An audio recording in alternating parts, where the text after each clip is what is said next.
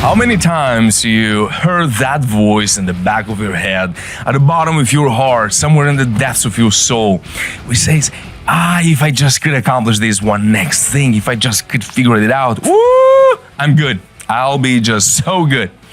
But if you stop for a second and you look backward, you can find multiple moments where you had the same feeling. Yet after accomplishing it, you say, I could have done something more. I should have aimed higher. There is something which I missed. And let me try this time to find it out. What is it? Well, this game of accomplishing things, especially if you're at the beginning in business, you're a beginner, you're a solopreneur, you try to figure out your way.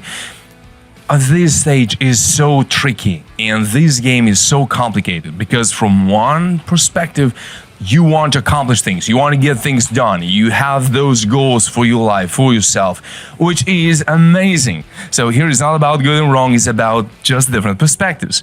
But from other perspective, you know that there is something within you which you haven't stressed enough, and it is there.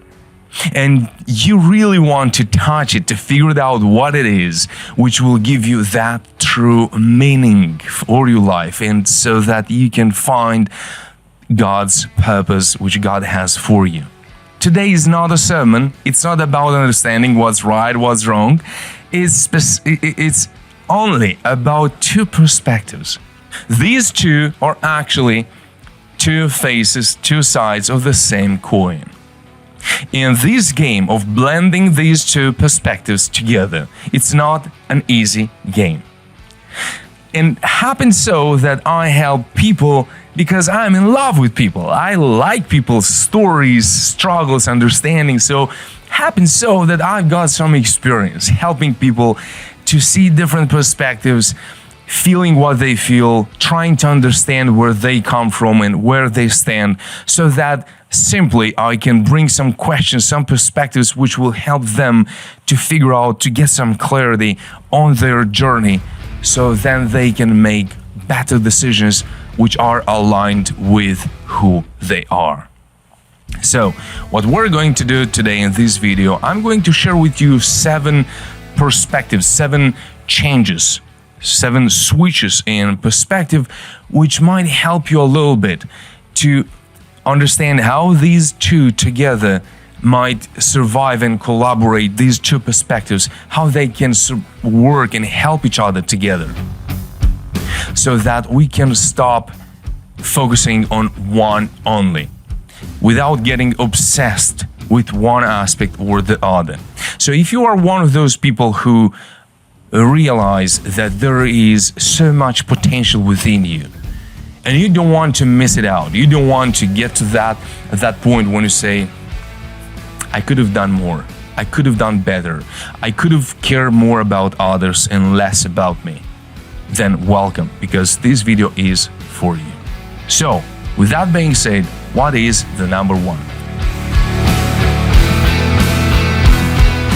Some of them are very controversial and might not make really too much sense right at the first glance. The number 1, stop chasing goals, follow realizations.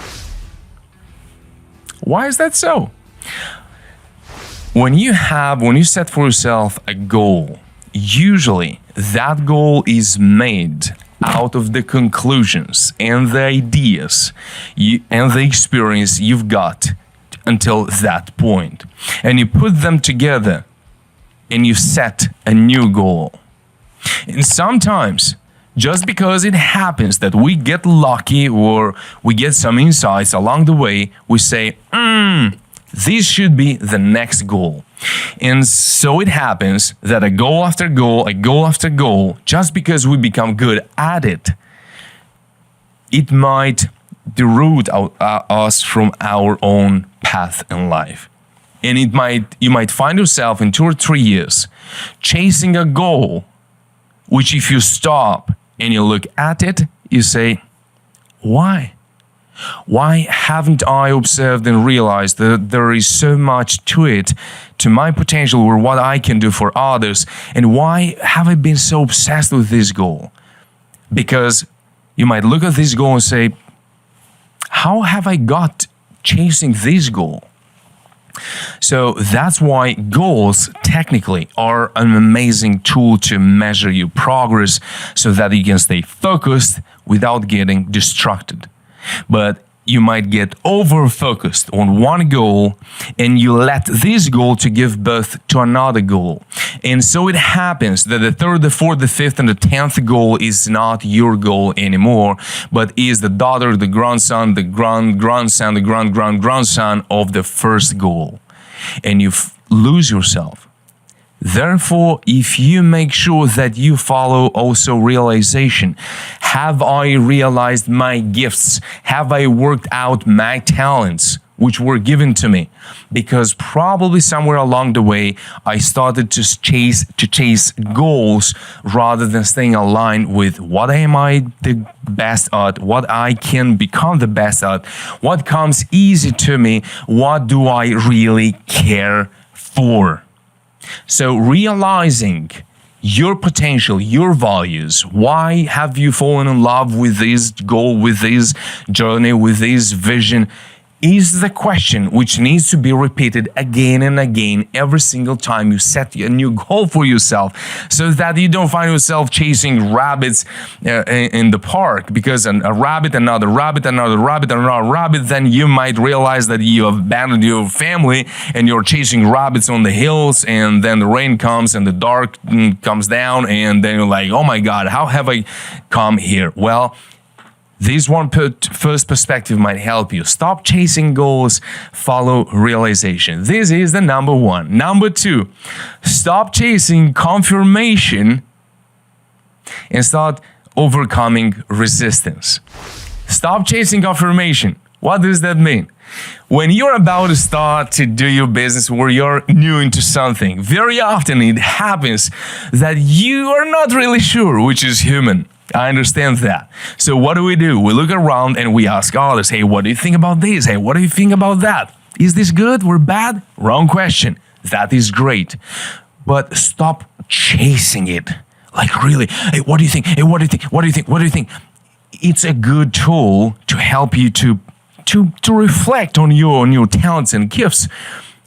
But start also at the same time overcoming this resistance, because you've got some beliefs, as everybody else, myself and everybody else, which are preventing us from trusting ourselves, from trusting God, from trusting our intuition. And then we start to chase confirmation from people around us. So then we say, oh, that's a sign. Oh, that's a sign. Probably this is what I'm supposed to do. Probably I should this or that. Good perspective. Don't get obsessed with it. Number three, interpret feelings, but challenge the beliefs. Here is one thing for you if you are really that empath guy, or that you're a little bit more emotional than others. I will admit, I'm an emotional guy. I use emotions, I rely on feelings, no problem with that. If you don't give power to your emotions and to your feelings, you are good. Don't worry about them. They're within you, they're yours, you're free to choose. Don't fear them. Well, if you fear them, probably you don't really know how it works and what is that, and you're like, feelings, emotions, no, business about rationality. To a certain degree. But that's not today's video. So interpret feelings. When you've got feelings, hey, why do I feel this way? Not in terms when you have to challenge yourself, when you have to push a little bit, but when you've got some intuition voice, which is telling you, hey, would you like to reflect on this? It doesn't feel quite right. When you speak to someone and that person is a little bit manipulative, you have that feeling that something is not all right. The most rational person, the most stoic person will admit to you that at a certain point in their life, when they met a manipulative person or a narcissist, they will not tell you the story about how things numbers didn't add up. They will say, I've got a feeling in my gut that something was not quite right. So let's not demonize feelings. The point is that this third shift of perspective is interpret those feelings, but you have to understand one thing. Feelings are the daughters of the beliefs. So if you have a belief that you are not going to be successful, or you will never find the answer for something, or that a belief tells you that every single time I try to do something new, it feels that I'm manipulating others. Well, that's an imposter syndrome, You heard about it. And that's a feeling. But the feeling is uncomfort in that you are not 100% honest. That's the feeling. This doesn't mean that feeling requires authority and attention. But you can ask yourself, who gave birth to this feeling? And you'll find a way that there is a belief, there is a conviction. And feelings are ups and downs, but you can challenge the belief. Because if at the foundation of your personal truth, there are some beliefs, they will always give birth to feelings. And these feelings will mess your intuition, will mess with your head, will mess with everything you do. So challenge the beliefs rather than fighting the feelings. This is the third shift. Then number 4, freedom is not emotional slavery. Freedom is discipline. A few days ago, I was speaking to someone, and that person told me, I could have accomplished so many other great things, but I just lack self-discipline. And as I always obsessed and love with understanding human behavior, human psyche, and loving people, and that's what we do here. I looked at him and I say, oh yeah, all right, so let's suppose this way. Now you go home and you know what you have to do. He's a skinny guy and he wants to put some muscles and to be a little bit more fit. And he says, I know the right thing is to go home and to prepare those meals and then go to the gym, but I really want to be myself and do what I want. And this desire to just be free and do what I want stops me from doing what I really think I am supposed to do. So in that situation, the emotions were ruling over his mind. The emotion of feeling free is so attractive that I'm ready to give up those really healthy goals which I have set for myself. So what do we get? In our pursuit of freedom, financially, economical, emotional, mindful freedom, which we're looking for, sometimes we become the slaves of our own emotions, which are telling us that, oh, what do you want? And we become the slaves of our own ambition, of our own vision. That's not freedom. Because of the question, what do you really want? In that scenario, that guy, he wanted truly to look better because he knew he can look better and he can build his self-esteem up and everything else. That is the true freedom, to follow what you really, truly want. And in order to accomplish it, you'll need the discipline.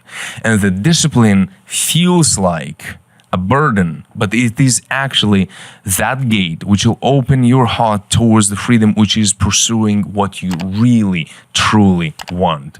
So in order to distinguish freedom from discipline and misplacing emotional slavery with freedom is a shift which we all do have to make as adults, and understand that being a slave to an emotion is not freedom. True freedom comes from discipline, which helps you to pursue that true desire which you have for yourself. This is the number 4. Next one, the number 5. Discipline and ambition are the stones.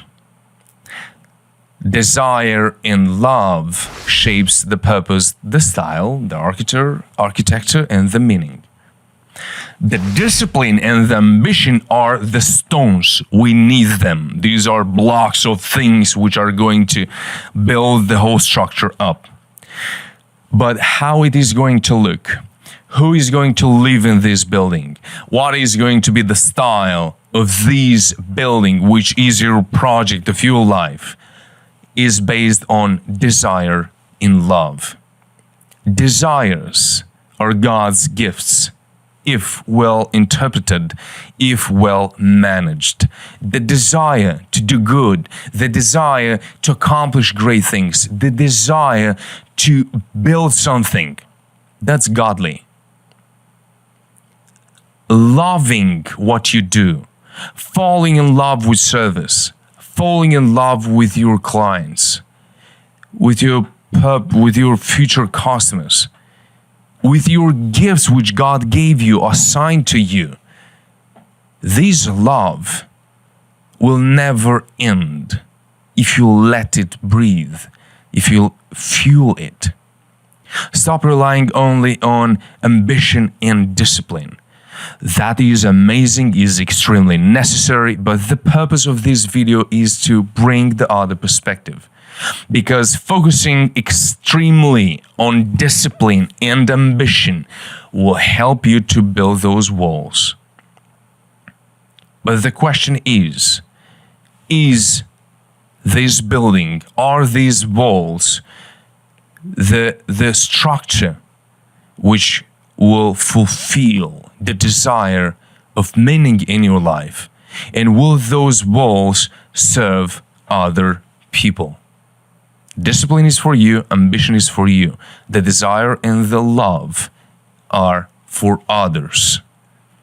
Not an easy shift, but I can challenge you a little bit now and ask you this. If you could live one day with this thought in your head, how would my business change if I wouldn't be so selfish? I know, it stinks a little bit. Doesn't mean you are selfish.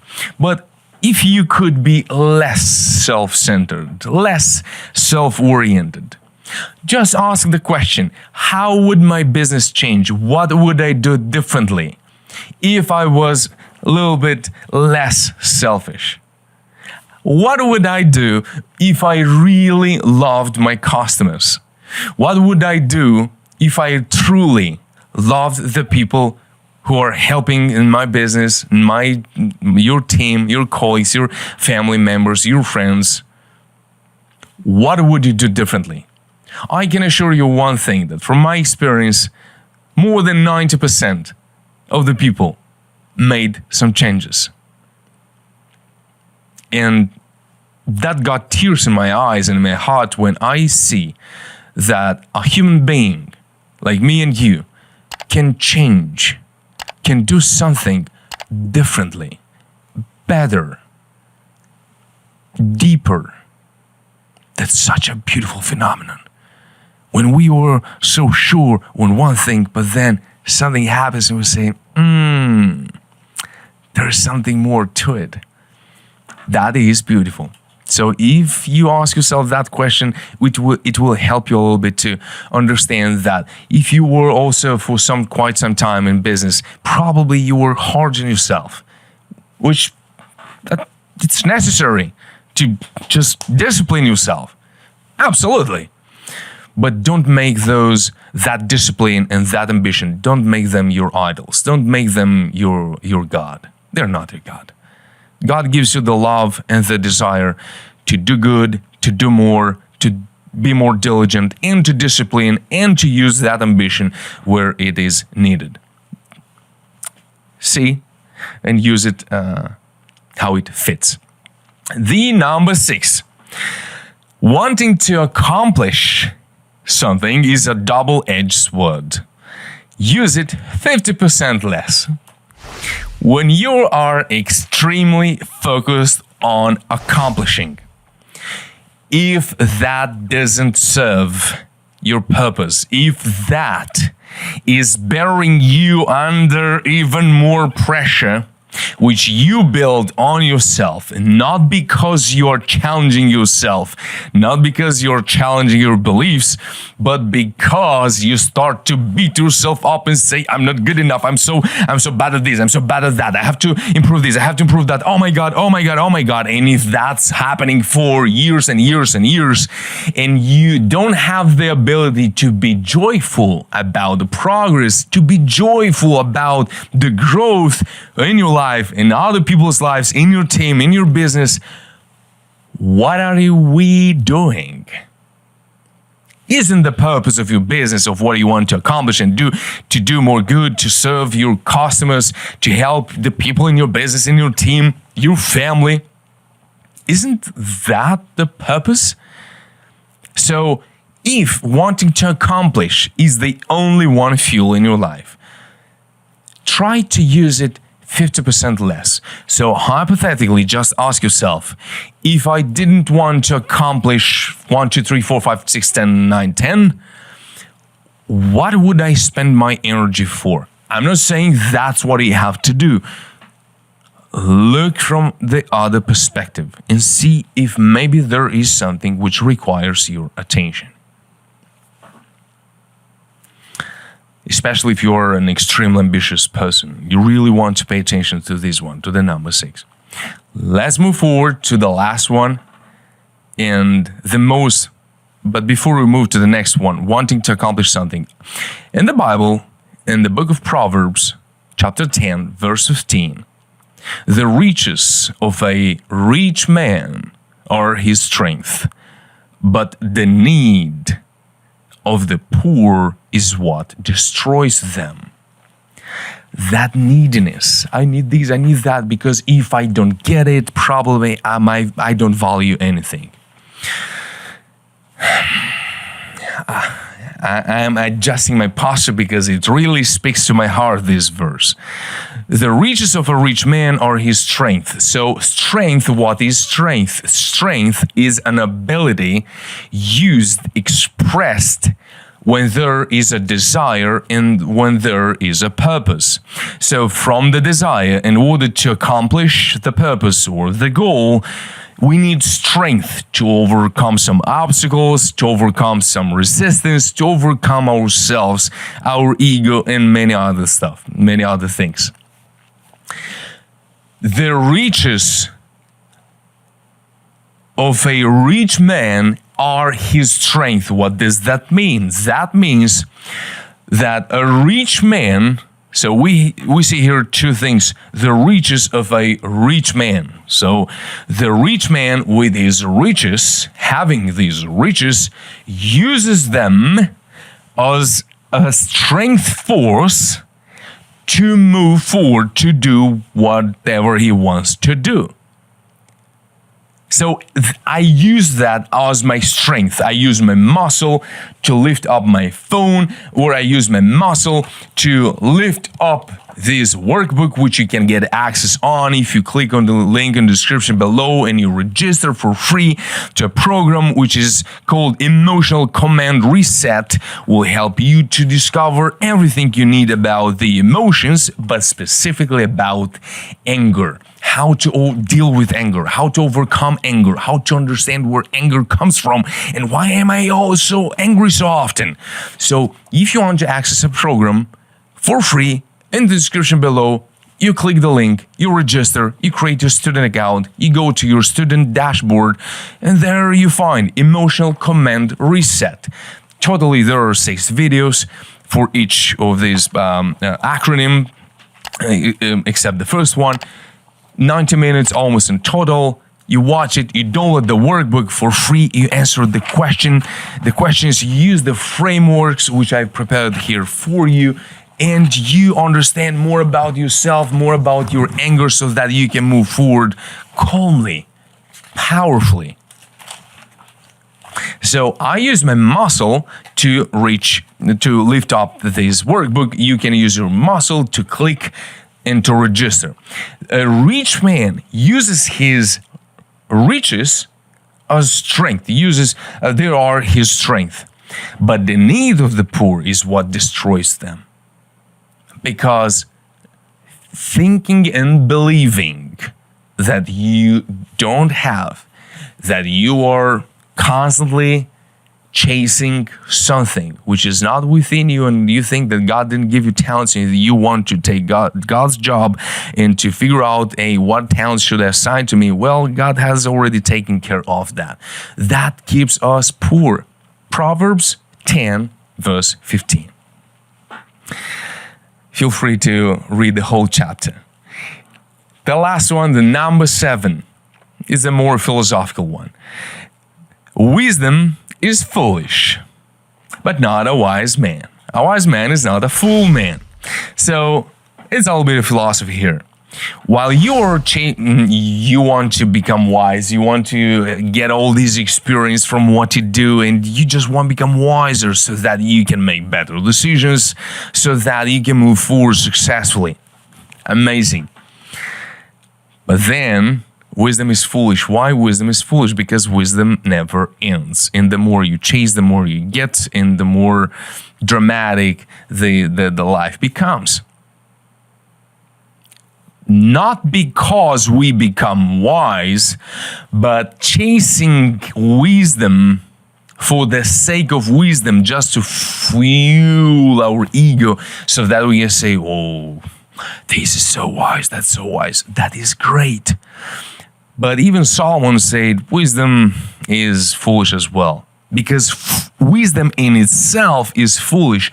But a wise man means a man using his wisdom to move forward and to accomplish great things. That's a different story. So you've got to know for yourself, how much wisdom do I need? Because wisdom is endless. How much wisdom do I need? And what do I want to use this wisdom for? Just for having more wisdom? Why? Why do you want to become the wisest in the world? When Solomon answered God's question, he said, because how am I going to judge these people, which are your people? So he didn't take our ownership. When you look at what Solomon answered about wisdom, he said, I want to serve your people, and there are so many. How can I do that? So he said, look, God, there is you, here are your people, and I'm now their king. Judge. How, king? How am I going to judge them? I need your wisdom, please. He didn't ask wisdom for himself. He asked for wisdom so that he can serve God. By Solomon fulfilling his purpose by becoming a king, judging God's children. If we sometimes want to become very smart and very wise without knowing who's above us and who do we want to serve, I challenge you to think and question your desire of becoming wiser. Therefore, simply chasing wisdom is foolish. Becoming a wise man is something truly God's work in our life, so that we can use that wisdom. Ecclesiastes 7:19, and on this note, I will leave you to fulfill your purpose in life, which God has for you, without doubts and without being fearful of challenging your beliefs. That's what wise men do. And if you are a wisdom master, becoming a student of Explorer Self, which I found and I'm going to present me at the end rather than at the beginning, Ecclesiastes 7:19. Wisdom makes one wise man more than 10 rulers in a city. What is all this about? Wisdom makes one wise man. Wait a second. Are we wise before we get wisdom? The answer, controversially, is yes. In order to look for more wisdom, knowing what you want to use it for, that is wise. So you chasing more purpose, trying to understand God's plan for you, and asking for more wisdom will give you more powers than 10 rulers in a city, because that is a wise endeavor. Because the rulers of the city take care of the people in the city, but a wise man, asking for more wisdom, having the wisdom, will touch even more people's lives than 10 rulers in a city.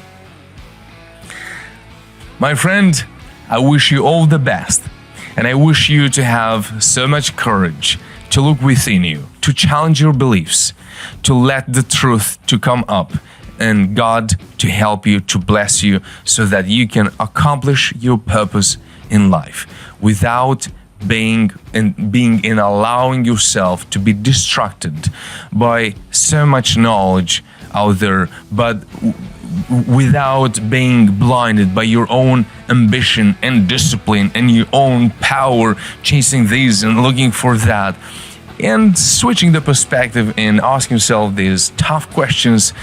Give it a try, think about them, reflect upon them. May God bless you, and we'll see you in the next video. If you really want to address your emotional aspect, your anger, in the description below, and also at the end of this video right here on my left probably, are going to be displayed the playlist with the 6 videos. You can watch them here on YouTube, but if you want to download the workbook, click the link in the description below and register, create your student account, download the workbook. And the last one thing, I want to remind you that at no cost, I've made available a link here in the description and show notes as well, where you can have a half an hour conversation with me, and I'll put my experience at your service, and that's the purpose of that link there. Stay blessed by the best. We'll see you in the next one. Take care. Bye-bye.